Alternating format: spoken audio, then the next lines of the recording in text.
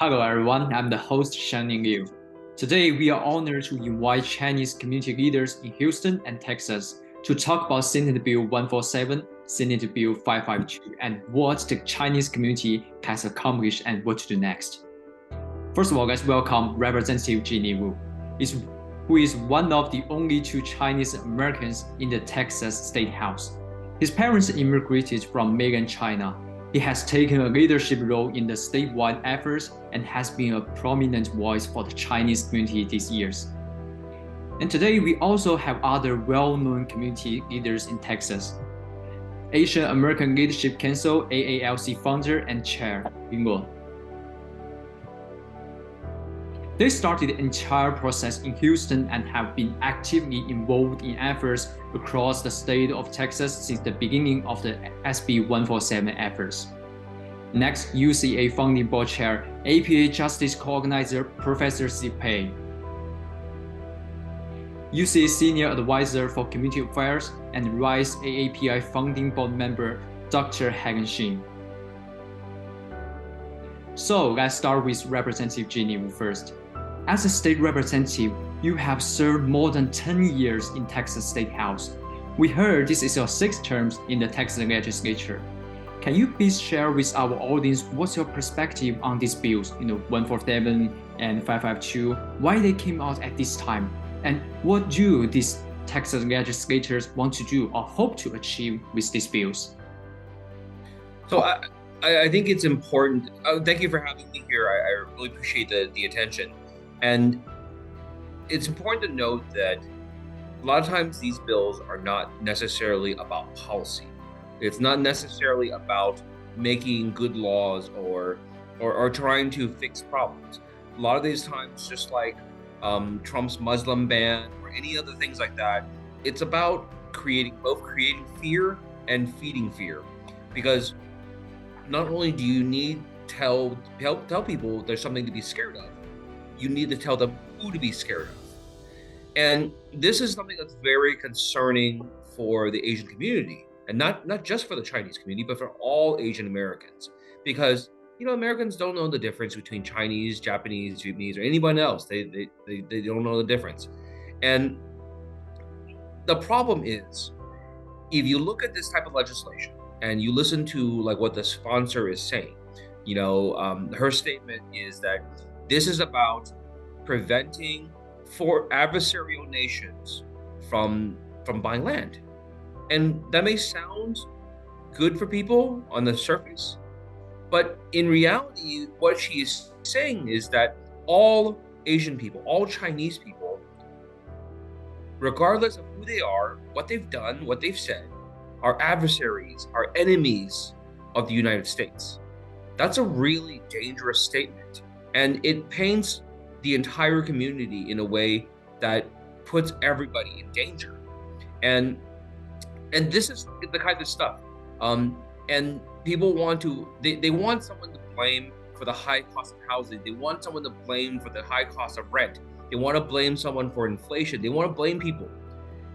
And of course, the easiest target is a community that has very little political power and does not really go out and protest, does not go out and speak up. That's the ideal community to attack and make them the scapegoat. And this is going off of the last few years of rising anti-Asian hate, right? It's easy when you've had fuel to increase the fire of hate against Asian people. And now you created this big monster. Now you have to feed the monster. I want to say that if everyone remembers, in 2016, Trump came onto the national stage, right, and became the U.S. president later on. One of his campaign slogan and platform, remember, is "Make America Great." Why? Because he points China as the target, right? Immigrants are the problems for America. China bashing started at that time. And over years, it's just only become more and more intensified and more escalated conflict, right, internationally and domestically. So this time it happened again because Trump has announced to run for US president again. And immediately we saw the news that he is using ban China and ban Chinese investment as his campaign platform again. And so now we have two governors, Governor Abbott in Texas and Governor DeSantis in Florida. They want to jump into this game as a primary candidate competing for US president too. So where is their easy target? As Representative Jin has said, immigrants, right? Immigrants are the scapegoat, and we are the easy target. And this is not just an isolated event this time. It has been happening over the history of US. If you go back to US history, this has happened over and over and over again. And this time it's the Chinese, right? And along together with other 4 countries. So we became now the axis of evil, right? And became the target again. So, and that's just one way of political tactic that these politicians are playing. And this is something that our community really need to be aware of. And this is a continuation of the anti-Asian hate in the COVID time. Could you guys tell us what's the potential impacts on the Chinese community if this bill get passed? And what motivates you to take a leadership role in trying to block these bills? I'll talk a little bit about that. So I think there's 2 really big concerns for the community. And one, I think, is the more obvious concern is this is a immediate economic issue. In Texas, China is the 2nd largest trading partner for our state. China is also the 3rd largest purchaser. China is also the 3rd largest purchaser of Texas goods. If we have bad relationships, if companies are no longer allowed to purchase properties here, if investors are not allowed to come in here, we will see an immediate change in the economic climate.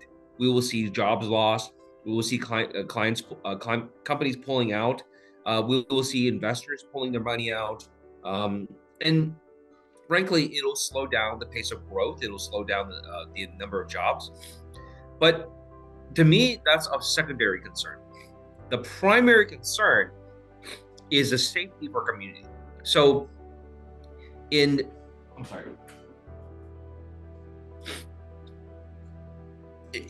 this type of legislation is the same type of legislation that has followed the Asian American community, the Asian community throughout the history of this nation. From the time in the very beginning, when there were Chinese people who were here, who were working on the railroad, working in the gold rush, they were happy as long as we were working. But when we said, can we buy a business? Can we start a family? Can we own land? They say, no. Right? We don't want that. We're happy to use you like a slave, but we don't want you to have any rights. We don't want you because Asian people cannot be a part of this country, right? You cannot assimilate. You cannot truly ever be Americans. In the 1900s, when Texas passed the alien land laws that say Chinese people and Japanese people cannot buy land in Texas, it was because Chinese people were moving into South Texas and buying farmland because all they knew was how to farm, and that's what they knew how to do to survive. And people say we don't want those people here because they can never truly be Americans. They can never assimilate. They're too strange. They speak weird languages. They eat weird food. They can never truly be one of us. This type of legislation is the same idea, that all Chinese immigrants are possible spies. All Chinese people coming in this country are possibly enemies of the state, enemies of the country, and they can never truly be Americans or loyal to this country. But what that also means, if you're saying that Chinese immigrants are your enemy, that is the government saying this is the green light to go and attack them. We have had 3 years of unprecedented anti-Asian, anti-Chinese hatred, right? not just words, but actual violence. The biggest threat this type of legislation creates is that it is a green light from the government saying, you are right. You were right to be suspicious of these strange people. These people are our enemies. We will put it into law that everybody from China, every single person from China is a suspect. Every single person from China that has Chinese ancestry is a possible spy, is a possible enemy of this country. So if you want to attack them, go ahead. And that is the real danger of this, because it is state sanctioning targeting of the community. Thank you. Yeah. When I first saw the Twitter from Governor Abbott at that time, alarm rings in my head, because United Chinese American, our president, Hai, he was the one who worked with Congresswoman Judy Chu at that time to get Congress to express regret for the Chinese Exclusion Act. So we spent so much time, finally got the Congress to regret. And then we have the China Initiative. I was one of the 5 people who were invited to the FBI headquarters 1 month after the China Initiative was announced. And we spent over 3 years to finally to get the China Initiative ended by the Department of Justice. So now we are adding 3 more countries to China. Does that make this bill less discriminative? I think that's the alarm rings my bell. So I called Jane, and we talked, and Jane contacted 3 congressional members in Houston, and I reached out to the Congressional Asian Pacific American Caucus and the several congressional offices, including the congressional office down in Florida, because I realized at that time, this is not a local event. This is not a Texas event. It's going to happen to the whole country. And I was right. So very quickly, the whole thing spread all the way from Florida to Montana.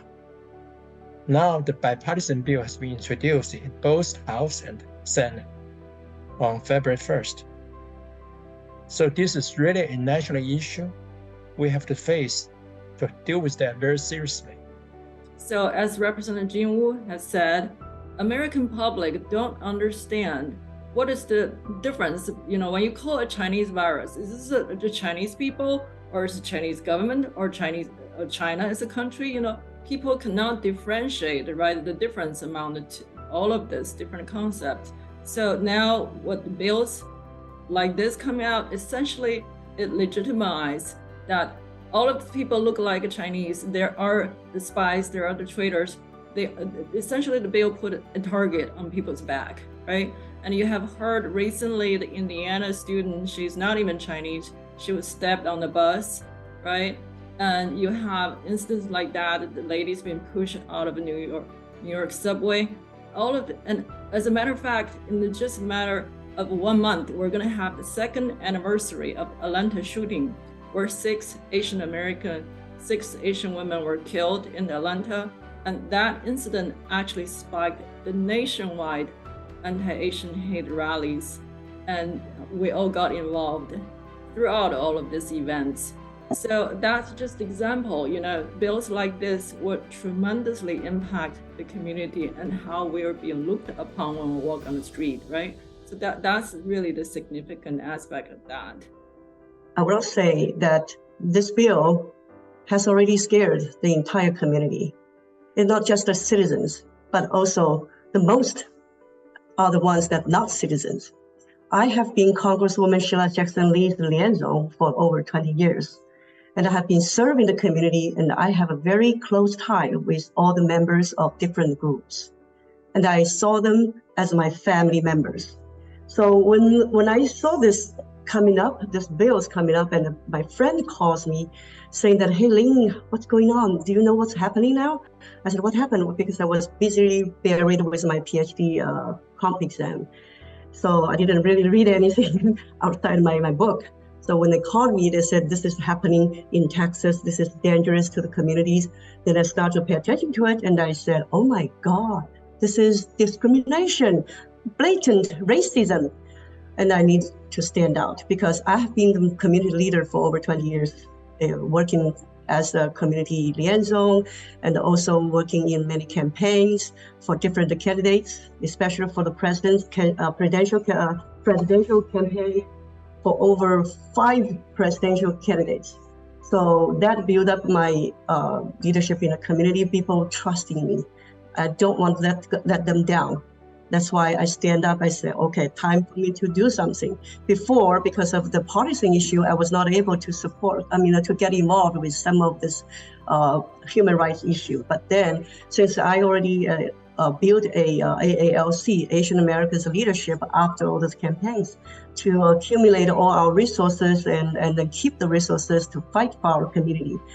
And so this is time for me to use this organization and with my partner, Alice Yi, who is also experienced veteran, I say, human rights also in community service. She's also Congressman Lloyd Doggett, Asian representative, just like me. We both work for the congressman and the congresswoman. And she also has 30 years of experience. And then when I talked to her, I said, we need to do something. She said, of course, this is time for us to stand up and then defend our community. And besides just doing campaigns in the past. That's why I got a call on January 16th. It's the initial time. I remember that very easily. And then we start to build the WeChat group. And it's very quickly filled up 500 people in one group. And I also start to build up the coalitions within the Chinese community. And also we are reaching out to the other communities with Alice E. And she has built ATJ. She's co-founder of ATJ. And ATJ has over 30 coalition organizations already built nationwide, and of course, Texas too. Therefore, we have very strong support, even financially. ATJ has over $1 million working capital that can support us in the future. So I don't have to go to raise fund $20, $25, $100 anymore. And that will be a huge support for our future thing. So that is the thing. Also talking about the impact, I was also stress on the impact.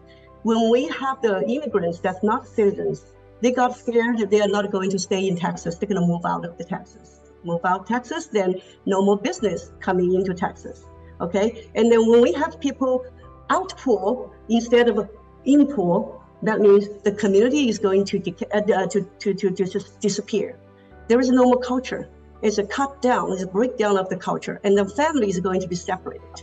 And that is a huge impact. And also people, they want to come to Texas. They see Texas such a bad state that treat them like discriminate them. They will not come into Texas too.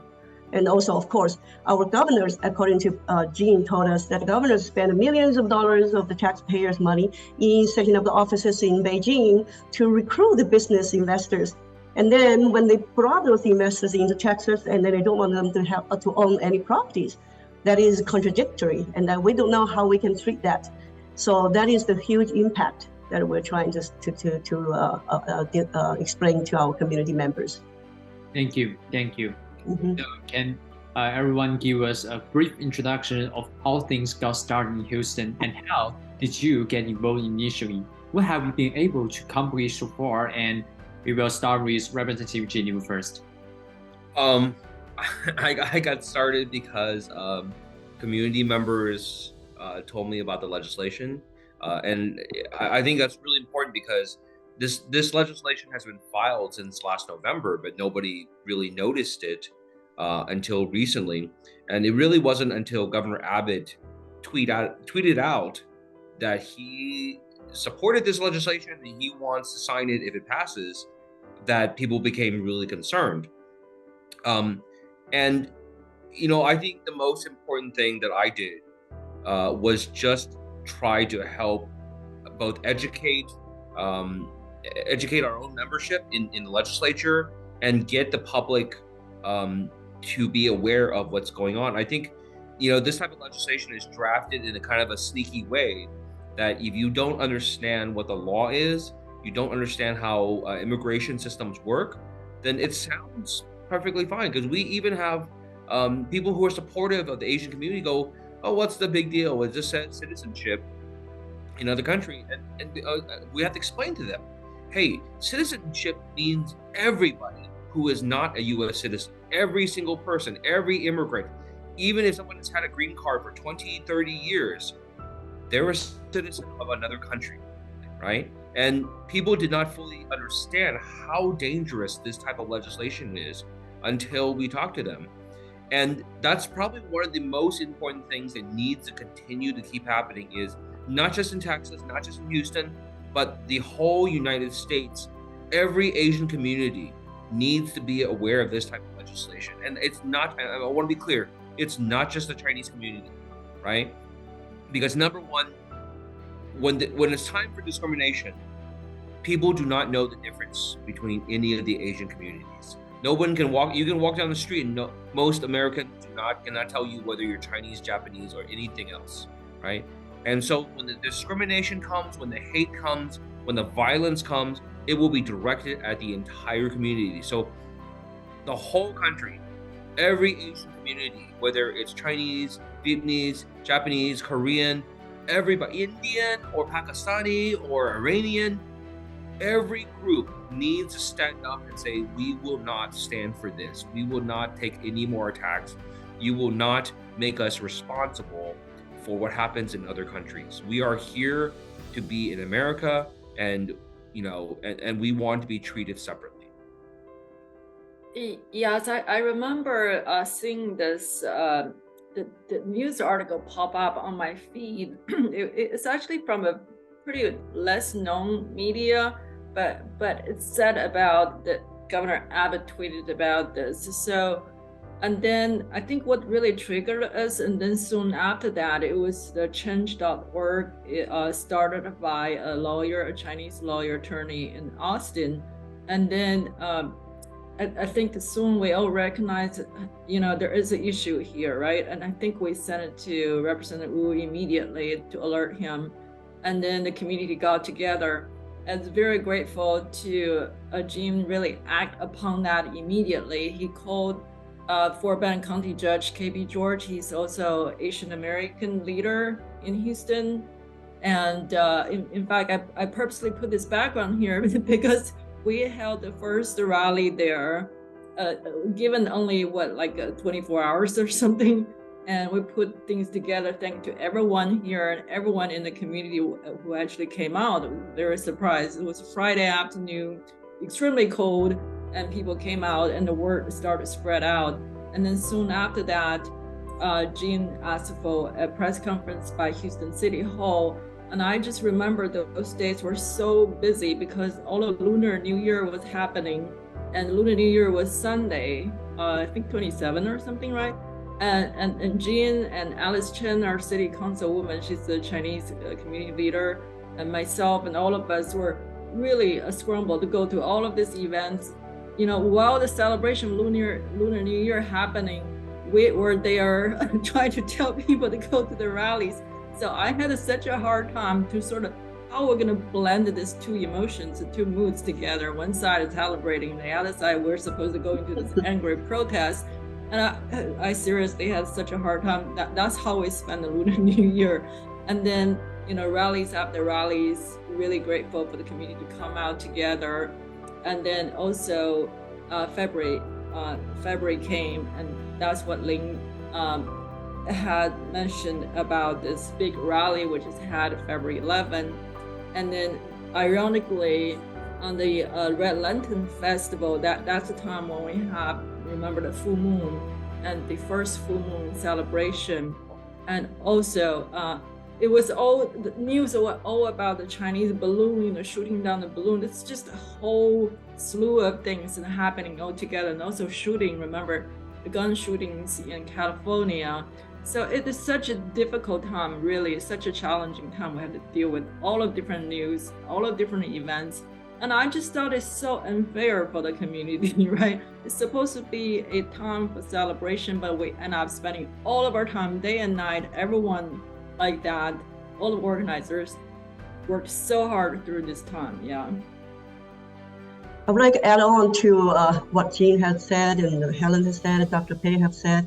And once just the report, ever since we initiated the ALC campaign against these two bills, 147 and 552, we have accomplished a lot, actually. We have been training our members in our group to making phone calls and then sending emails to their elected officials, their legislators in House or in the Senate. And then we organized our members to support our county judge, Fort Bend County Judge KP George's press conference with Jean Wu, organized with Jean, Representative Jean, and also our two friends here. And then we also organized our members to support the press conference organized by Jean and our Mayor Turner. And then that is January 29, and then in January 26th, I was invited by the White House, by the President and the First Lady to the White House to celebrate the Chinese Lunar New Year. And that is one of the unforgettable memory. And then I was taking that opportunity to deliver a petition letter to the President and asking him to pay attention to the Texas story. I made the name as Texas story because it's such a long name. It's hard to describe at a short time. And then President's aide, Phil Kim, took the letter and then promised me he's going to follow up and then come back to talk to me. And that is the one thing in January 26th, that's the petition letter was received by the White House. And then January 29, we organized the members, over 100 people, some driving, some took the bus. And the bus was sponsored by a Asian Chamber of Commerce. And people took the bus or drove to capital city Austin, and also we had some people to Dallas to support both cities, which I call them twin city rallies against these two bills. And then we started to keep training our people on social media, because social media is a very powerful platform that spread our angers, our concerns, and our support to build a coalition. Then that's why I got coalition built from the social media too. They all come for me, and also the national, international media coverage.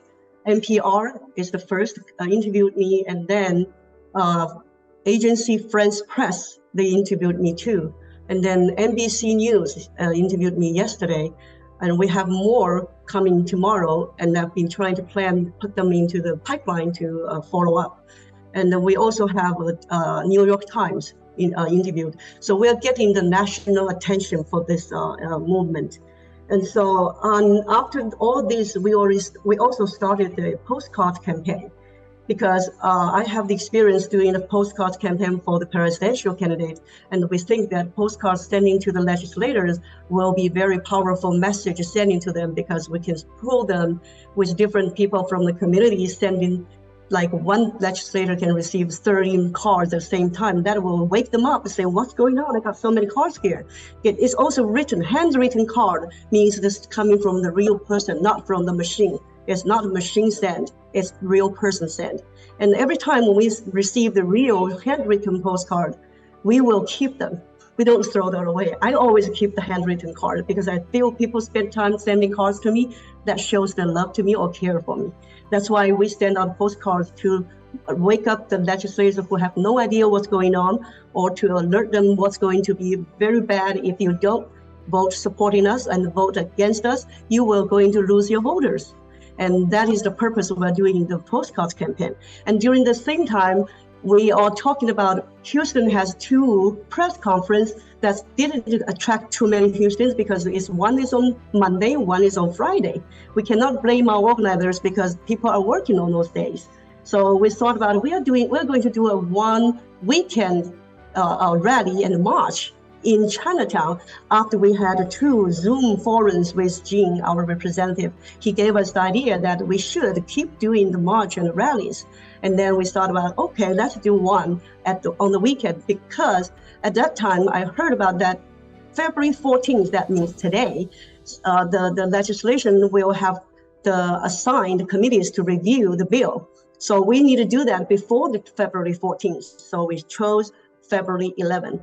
And the 211 become our memorial date for our history in Chinatown. And then thanks for Jean and thanks for Dr. Pei and Helen. We all worked together. We built a very beautiful rally. Okay, and I just got up this idea of having our lion dance in the front and leading our parade, our march team, and also the Congressman Sheila Jackson Lee and Congresswoman Sheila Jackson Lee, Congressman Al Green, Rep Jean, and also and then Stafford City Council Alice Chen. Those elected officials came to lead our march. That is a powerful message sending out to the world that our community is getting support, is getting taken care by our elected officials. And so our people build up almost like 1,000 people. It's an estimate. We don't know how many details, but we can see there's a long queue, long march. And then we also invited people from the communities representing restaurant industry, representing immigrant lawyers industry, and also representing real estate industry. So we have these people, and also we also invited coalitions invited from other communities. And thanks for Helen bringing them over, and then especially one from ACLU, Dr. Pei sending them over. And we have very successful. I cannot expect more than that. And also thanks to the police officers and the security services, and also Mayor Turner, I forgot to mention, Mayor Turner was very, very inspiring. He came so early at 10 o'clock, and then we thought he has other conflict schedule, but then he changed his schedule to lead our march with our 2 congressional members and our state representative and the city councils. And that inspired the community members greatly. It's a huge, powerful message giving our community members that we got covered by our leaders. And the community leaders also, we built a coalition with over 40 community organizations, including some business owners. They all pouring to support us. And that is something we need to give them a commendation. So what kind of response you have met in the community when you started to organize these events? Did everyone agree with you and come aboard? And what challenges have you guys faced? Obviously we have lots of allies. I think that's one of the greatest strengths, because the Asian community is not that big. And one of our greatest weaknesses is that we're not used to being upset publicly. One of the problems with the Asian community is we've sort of folded ourselves into the myth of the model minority. Is we're the good ones, we're the good minority. We don't protest, we don't complain, we just work hard and then take eat the suffering that other people give to us. And so our community in the past has a long history of just being quiet when bad things happen to us. And I think for the first time, our community is really trying to grow and trying to expand its ability to protest. The protest on Saturday was fantastic, and you got everyone, Linglo, Dr. Pei, Helen, all the organizations did a great job. That was a historic march, right? That's a historic march, and like those pictures one day should be in a textbook, because that is the first time that the Asian community in Texas, any Texas city, has led a march of that size, right? And to show that the community is upset. And that is so important to do, because we need to keep up the pressure. And this is something that is not natural to our community, and we need to keep working on it.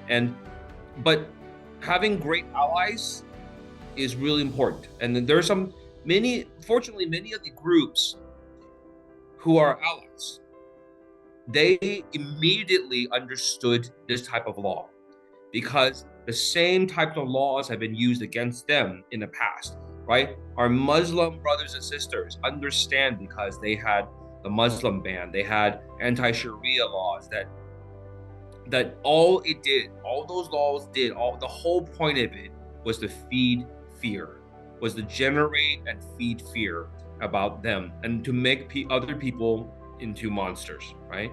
And the Latino community understood, because of the way they used the refugees and immigrants from Central America in the past decade to say, you should be scared of these people, and they understood, like, these are women and children who are fleeing violence and starvation, and and our communities that surround us got it, and they joined us immediately.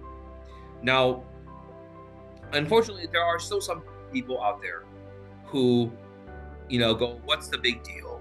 Why does it matter? And, frankly, there's also some other people out there who, secretly, they kind of, say, Chinese people getting hurt, good, let them get hurt. It's about time they share some of the pain, right? And, they may not say it publicly, but, we can see some of the comments on social media and other places. But the overall strategy has worked out very well, that we are trying to unite all communities, especially immigrant communities and communities that have suffered this type of discrimination, and say, we will join together. And I am so grateful for all of our allies, because most of them, without a single bit of hesitation, immediately recognize how wrong this type of public policy is, and immediately say, that is terrible, we support you, we will be there with you. And that is the way it should be. And I'm so happy, I'm so grateful for that. I felt that I want to talk about two scenarios that I have seen that really came up on the social media. One is, I saw an immediate discussion posted by some real estate people who are Chinese, saying like, oh, the Chinese people are buying the houses, land, and this is why it's resulting in this, so maybe it's our fault. And then they immediately generated some argument about that, and then there's counter argument against this. So as Jim just said, we are an immigrant community, and many of us do not understand, don't have the sensitivity of social political issues. So other community immediately understand this is really a discriminatory bill, right, against us. But our community is still arguing, maybe we did something wrong, maybe it's our fault, right? So I just thought it's a kind of really interesting phenomena to observe. And the other thing which is really interesting is, after organizing all these rallies, I also see the argument, the organizer saying that, oh, so many people came out, but it's only like 3% of our Chinese population, right? In Austin and Dallas and Houston, it's such a small fraction. We should have 10,000, 50,000 people all came out. Why we only have, this small group? So the organizer got frustrated. They didn't get enough people to come out. But people like us who have been in community for so many years, we understand this, right? It takes enormous amount of effort to constantly to work on this, to expose our community. This is not something like a hammer hammer people and they can come out. It's going to take a long process. It's going to continuation of encouragement and nurturing, exposure. To me, it's a lot about the community building, right? It takes a long process. So I understand the frustration of organizers, but it's going to take a lot of time, and it's going to be all kinds of opinion out there. So that is something that we have to continue our effort, right? Thank you. And I would add on to what just Jean and Helen said. facing the community, initially telling them that we're going to fight the war. People said it's impossible, they're going to pass it. And I said, Jean said we can kill it, so we're going to kill it. That's what my determination to convince my people. And so I started to raising fund. And that is a very difficult task. And a lot of people don't understand that we need funding to do a lot of things, especially to do such a big rally. And lots of people say, why you need money? We did the rally without spending any money. I said, okay, because you did it individually, you didn't use the organization, but AALC is a national organization. We need funding to do bigger things, to do more important things. And so I'd have to write a very long article to convince people, to make them understand. I said, because of this issue, I have to ask my committee to postpone my comp exam until May, which means it's a opportunity cost on myself to graduate one term later. And I have to use my personal story to tell people why this thing is important and why I'm doing this for you, not for me. I'm not going to be affected personally that hard. Maybe in the future somewhere be beat up by somebody, but not right now with this bill. However, just like what everybody said, this bill is going to harm our community that I served for 20 years as the congressional liaison. And I have built such a very close tie with many people ever since I always go to so many different events, many times with Jean at the same time. And then I start to convince the community members to start donating. No matter how much you donate, it shows your attitude, your participation. We don't need you to all of a sudden donate me $3,000. Somebody don't understand that. They said, oh, you don't want to push people to donate $10, $25, or $100. You just go to ask organizations, just allocate them. Your organization donated $5,000, the other one $5,000. I said, that is not called donation. Donation means voluntarily give to people. We're not going to allocate a certain amount to the organization, and then that push up is not right. And so I have to write a big letter to explain why I'm involved, why you should involve, and why you want support, and why we're going to do, and what we're going to do. And that's may cost me 3 hours in the morning to write that long article. So after that article published, and then everybody shut up. I like that one. And more people starting to donate again. And with that money, I raised about $26,000 in 3 weeks. Which is not that big, but still is a good amount for this time of frame that people don't even try to get involved. And so we spend half of that raised money to cover the cost of this rally, because I also have many business people. They donating desks, they're donating water, and then donating all the other stuff, okay? And then we have to spend money and give out the t-shirt for free. Okay, we have to spend money to print out all those signs, because not many people, they know how to write signs. They need signs that we can provide. And some people, they are very creative. I encourage them to individualize and be versatile to create their own signs. That is something what Jean also encouraged, that we do not want to print everything for everybody. We want people to get involved, or voluntarily by themselves. That is the way they can get more deep understanding of what's going on, and by participate, they will see and witness the historical moment with their own eyes, and with their family members, with their little babies, with their little dogs. They bring everything out. I encourage them to bring the dogs out too. And so they brought out the dog, and I feel so happy to see that. And so that's the issue. And one other thing is that the reason why we prepared in less than 4 or maybe 5 days. We have a action committee, organizing committee that has all the experienced people with over 20 years of march organizing. And I invited Qie Zhong, Yang Deqi, and Qiao Fengxiang, the 3 big leaders in our group, and also Huang Hua for the volunteer organization. So all these leaders, they have been in the community. And then I would say, yes, Lin likes to do many things, but I only have 2 hands. But if I have so many people around me, and then including Dr. Pei and Helen, we are building a very strong leadership team. That's why we have an organizing committee. We have over 100 organizing committee members and 100 volunteers, total of 200 volunteers. Because leaders like us, we are volunteers too. We are not paid. Nobody used a gun to force us to do it. And we are doing this all because we like to help our community. And so we build a strategy. Because these three leaders, they were former leaders of the central leaders of leader groups. Okay, so they use their networks to call those organizations, say, hey, you guys should come. You can bring the banner. We welcome more banners. Then everybody call your members in your association. We call fellowship association, like 东北同乡会、湖南同乡会 and 中国活动中心等等. So these organizations, they are very, very happy to be called on. So that's why we have a name list. We just keep adding on. Finally, we got over 30 organizations plus more than 10 business owners, business companies to sponsor. So total, we have over 40 organizations.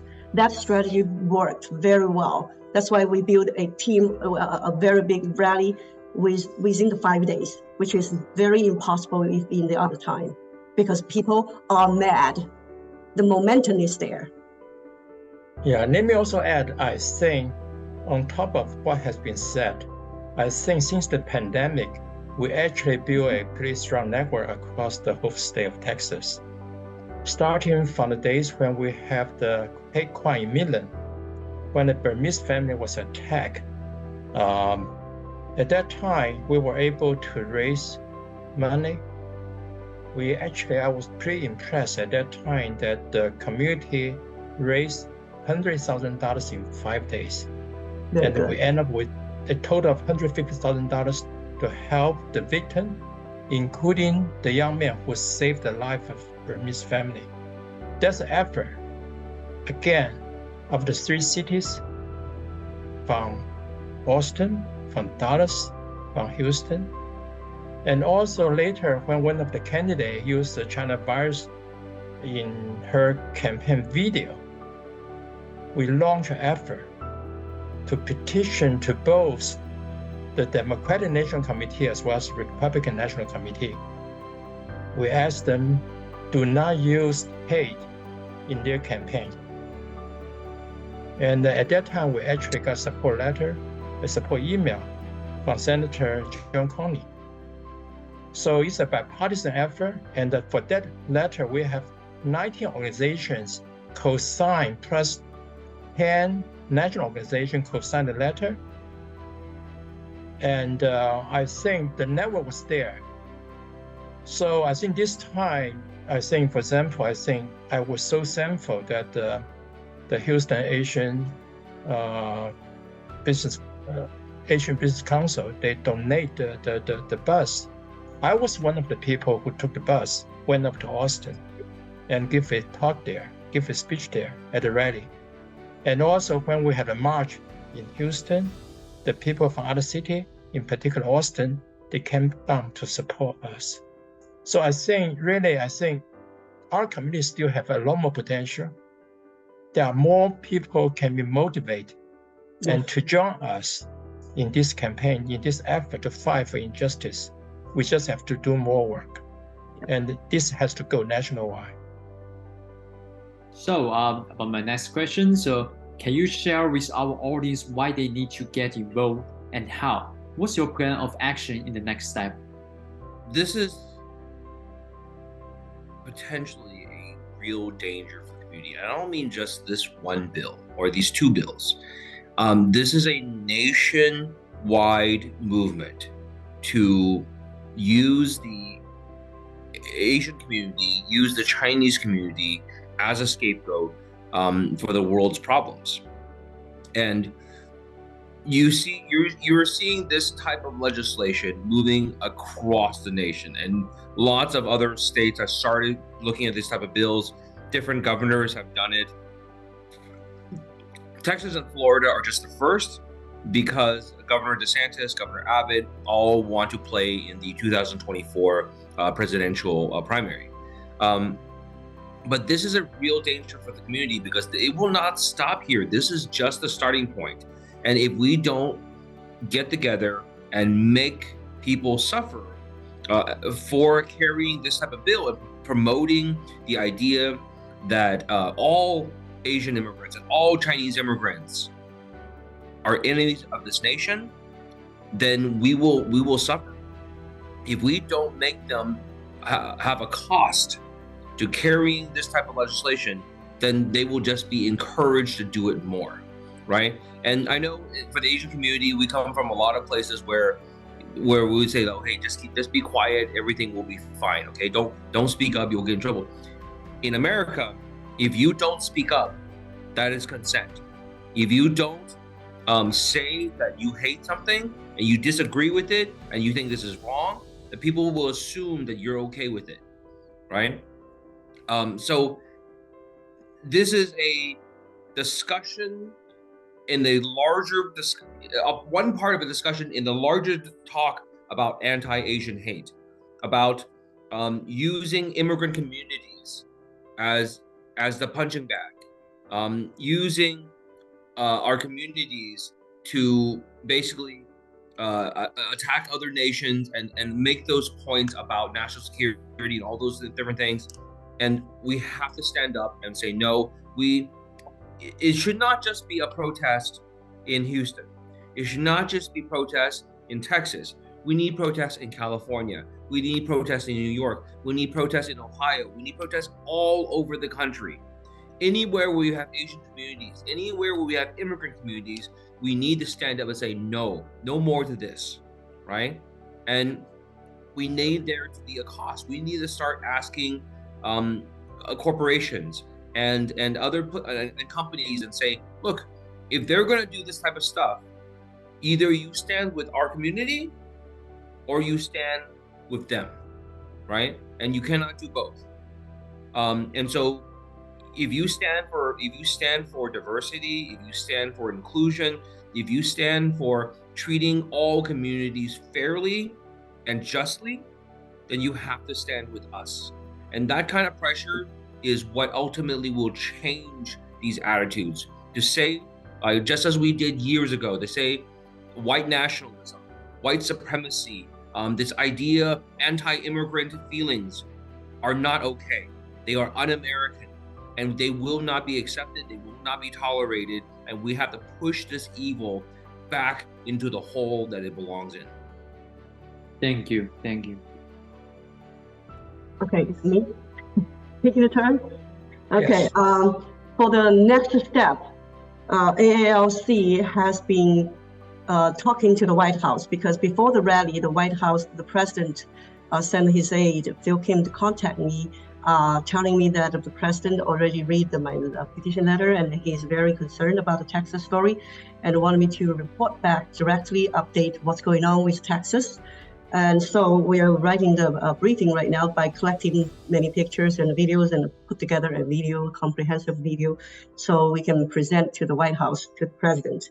And then at the same time, my Congresswoman Sheila Jackson Lee is willing to take the lead to build a congressional coalition to help Texas. And then she's very happy to also connect the White House again with our two channels, one from AALC, one is from Congresswoman Sheila Jackson Lee. And that will be a very strong coalition we're going to be built up by her. And at the same time, in Texas level, AALC is working very closely with ATJ. ATJ is Asian Texans for Justice. This organization is co-founded by my partner, AALC partner, LCE, who is my president. And I'm the founding chair. She's my president because I respect her. She has so much experience and a pioneer. So I want her to be my partner. And then she's going to also already build a lot of outreach for the national level too, with like APAPA. She was the APAPA's 8 states chair, and also ATJ co-founder. And also the ATJ is getting attention from the big donors that going to pour money in. And that's why ATJ has the working capital of $1 million, which they can support sub-programming. They're going to kind of sub-sponsoring some other groups. So that's why AALC will going to be empowered financially. including not just Texas, but also nationwide. And also, I have didn't have time to tell Dr. Pei and Helen, UCA board chair Chai Jing Liang called me, and then he said they are paying very big attention to Texas and will help us. And so we're going to work very closely with also UCA too in the future. Thank you. Yeah, so answer the question why people really need to be involved is really helping people to see the trend, and you connect all of the dots, you see where it's leading to, right? So as I mentioned, 2016, we got all of China bashing started, the trade war, and then we have, UCA has been really at the front defending civil rights of our community. And because we, defended, for example, the WeChat almost get closed, right? And in Houston, the Chinese consulate was closed. So, and then we have all the anti-Asian hate crime came during the COVID time. And now we have, all of these bills are trying to be passed in Texas and all of other states. So we have a saying that cooking the frog in the warm water, right? So we probably don't know, okay, it's okay, let's just remain silent, maybe this shall pass. And no, if we don't say no, things will only get bad, right? And also many people really understand what the Jewish community has gone through, during the Second World War. And this is exactly what's happening to us, right? If we don't stop it here, it's going to be only pushed against us even more. And this is why the community really need to get involved, not only our community, but all of the communities, right? This is why we're working so hard to build a coalition among all of the other community. Guess what? Asian Americans only 5% of the population in Texas, also across the nation. But if we can build coalitions, bring our brothers and sisters from African Americans, Latinos, progressives, white, whatever want to support this, because this is really not a Chinese or this only 4 countries. It is a human right issue, right? It is the issue that whether we can coexist peacefully, have diversity, equity, inclusive in Texas and in America, or we're going to launch war against each other, right? So that is really the core issues. It's not just one of us, it's all of us issue. And I want to make sure that everyone understand this, and everyone have neighbors, everyone have friends, everyone work in some business, big and small. We had in Houston, for example, we had anti-Asian hate rally, a couple of years ago, and that was the first time happened in Texas Medical Center. We have so many colleagues work in high tech, right? In NASA, Texas Medical Center, and oil and gas, all of these big companies. And all of the big companies want to move to Texas. Guess what? If you want to move to Texas, you better have a good relationship with the communities, right? So everyone need to get involved. That's my view. I think that, let me just echo what Lin Lo said earlier. I think we are working together, trying to reach out to Washington, D.C.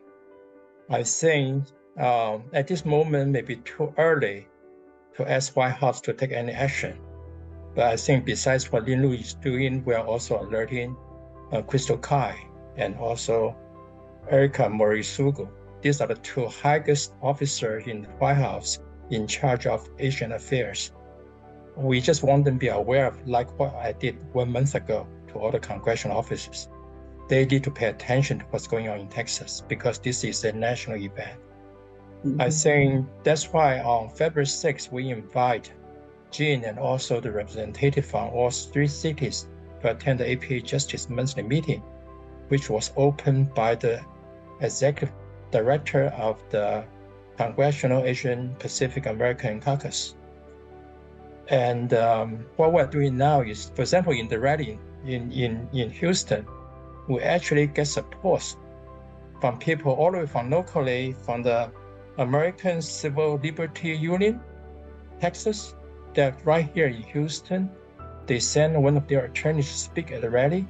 Also, we also have people coming all the way from San Francisco, from the Chinese for Affirmative Action, CAA, to attend the meeting. And we are also organizing 2 webinars The first one, I think everything here involves Jing Wu. He's really not only the leader in Texas movement, but also is pushing the host international wide. These two webinars both involve Jing Wu to be one of the panelists.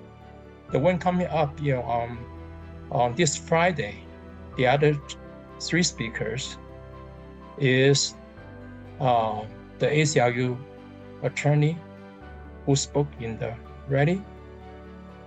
Also, we have the president of the National Iranian American League to speak. The fourth one is attorney K.H. Chu.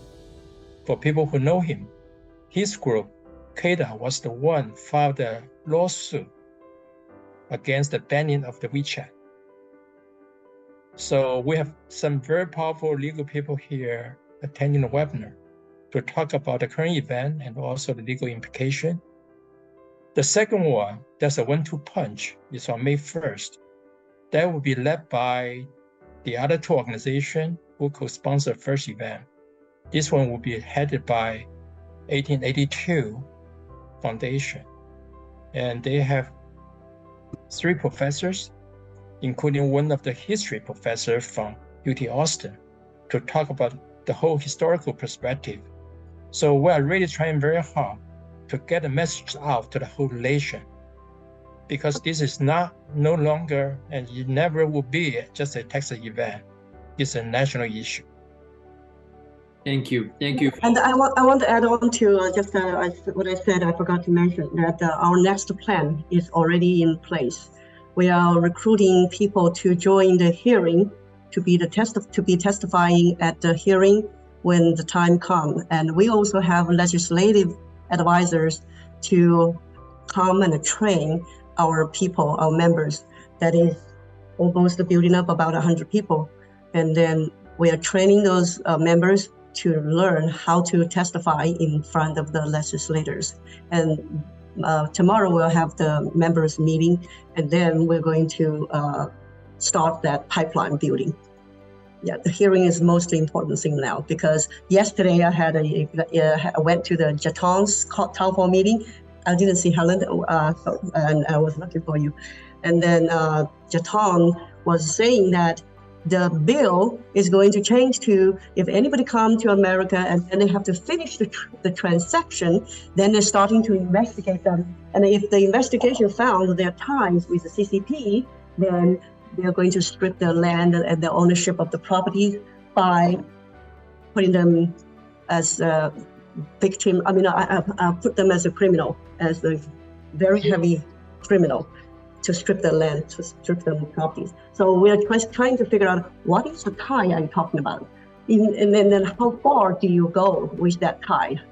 And that is a very tricky question, and he was dancing around, but he never gave me the answer. And lots of people are against that, and many from the Chinese community, even if they are Republicans. So that is giving me a very good inspiration. And we have allies in the other city, in the other party. Yeah. Thank you for all making these moves. So we all know the changes in the US and China political situation in recent years have made our Chinese community more sober. As Representative Jeannie Wu and Dr. and Professor Pei have said, Texas, Houston is just the beginning of that. It will spread across the country and continue to reduce the legal rights and interests of the Chinese American people who have fought for over 100 years. Begging for concession will only set fire to ourselves. So today I'm so honored to have you and other representatives to unite our community members and prove we Chinese Americans have the power to fight together to stop this kind of situation. Thank you all for your coming today, and we will see you next time. Thank you. Thank you. Thank you. Thank you, everyone. Thank you. Thank you.